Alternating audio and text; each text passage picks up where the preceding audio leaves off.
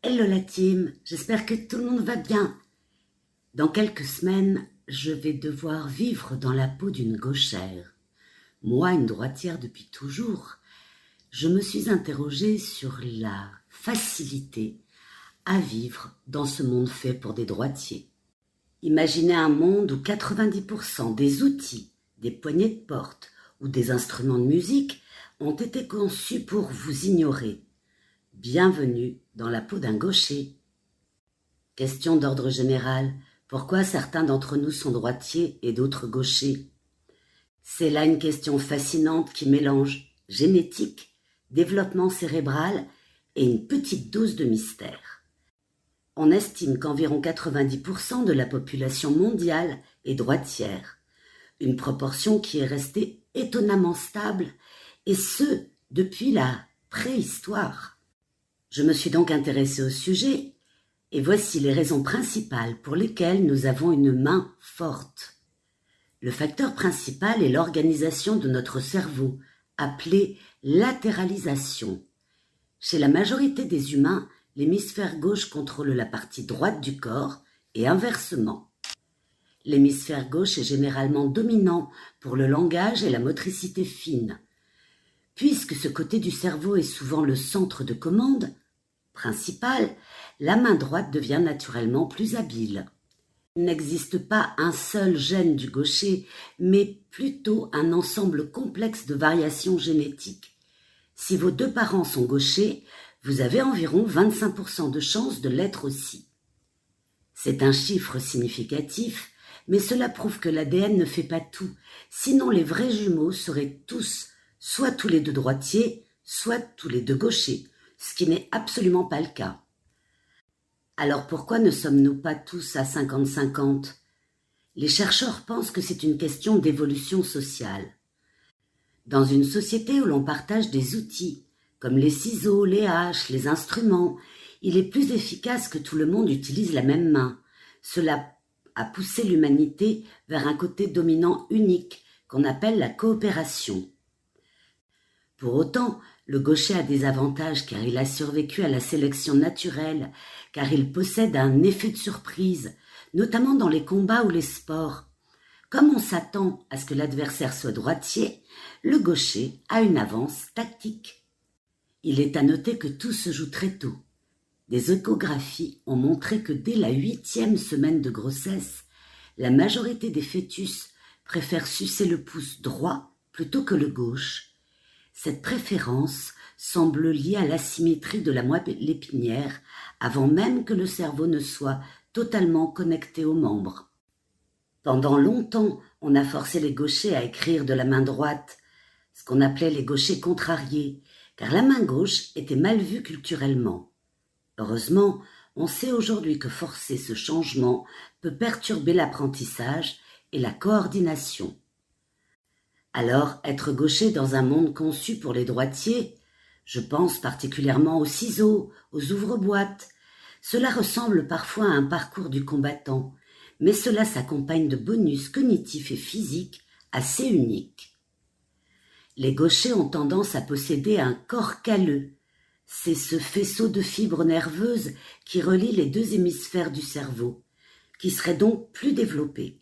Le résultat, les informations circulent plus rapidement entre la droite et la gauche.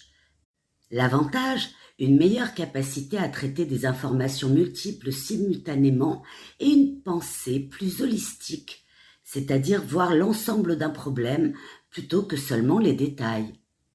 Clairement, c'est dans le sport où l'avantage est le plus concret. Les sports de position rapide, les gauchers sont les rois. En escrime, tennis ou boxe, les droitiers s'entraînent 90% du temps contre d'autres droitiers. Face à un gaucher, tous leurs réflexes sont inversés. Au baseball, par exemple, l'angle d'attaque d'un lanceur gaucher est beaucoup plus difficile à anticiper pour le batteur.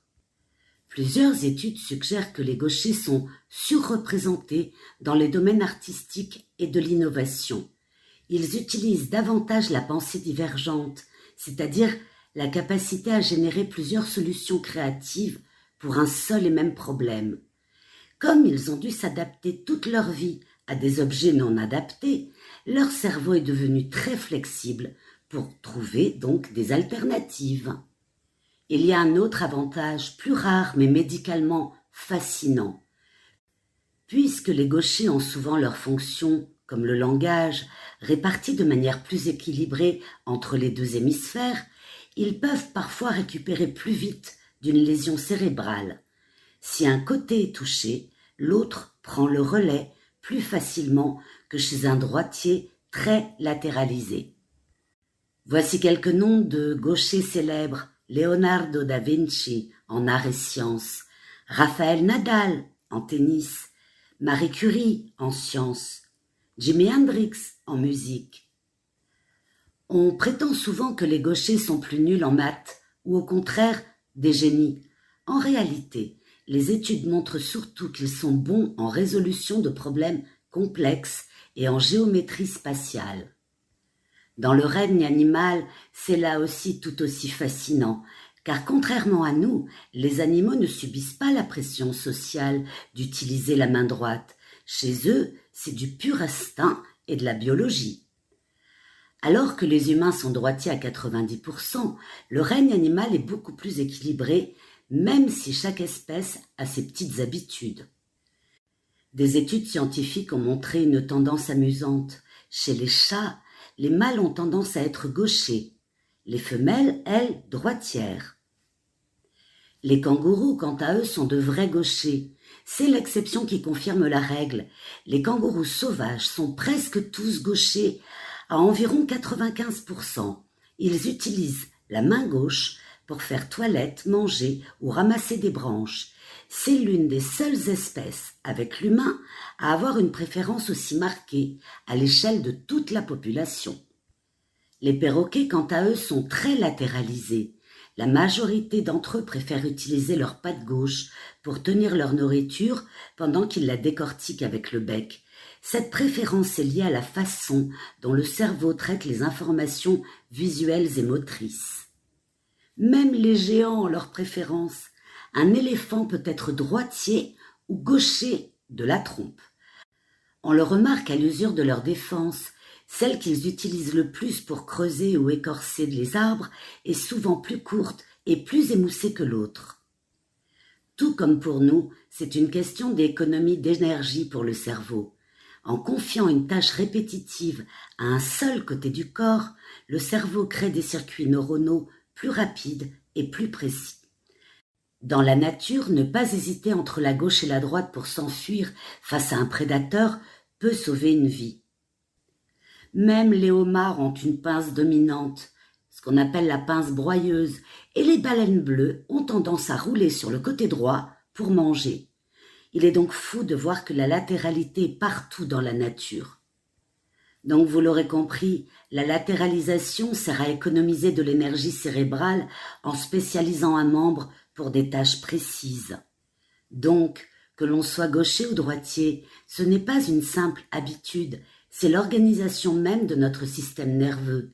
C'est une force qui nous permet d'être plus efficace, plus créatif ou plus compétitif.